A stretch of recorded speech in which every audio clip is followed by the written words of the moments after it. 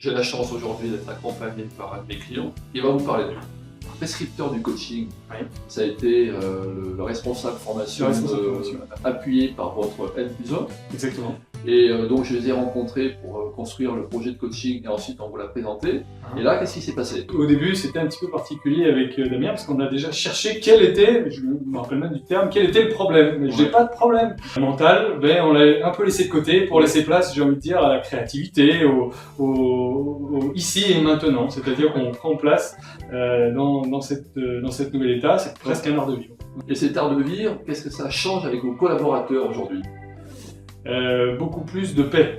Oui. Beaucoup plus de paix, beaucoup plus, moins de confrontation, Oui. moins de rigidité et les collaborateurs participent plus à mon projet. Voilà. On travaille beaucoup plus en mode projet et je suis moins directif. Il n'y a plus de résistance. Ouais, il n'y a plus cette résistance, cette énergie à résister en réalité.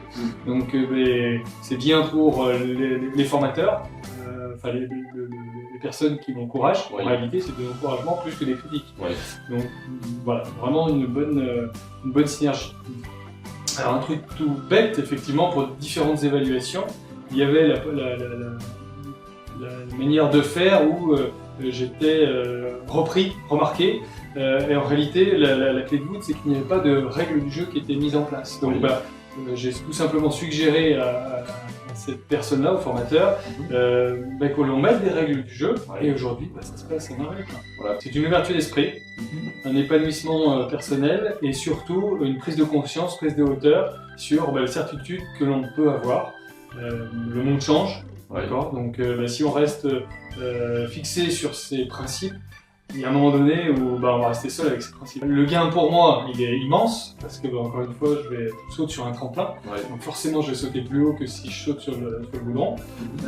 Et pour l'entreprise, il y a forcément des avantages et sera forcément l'opération sera rentable dans le sens où, oui, en termes de recrutement, en termes de maintien des collaborateurs, en termes de plaisir au travail, pour moi et pour les autres, il y aura automatiquement des retombées qu'il y a déjà.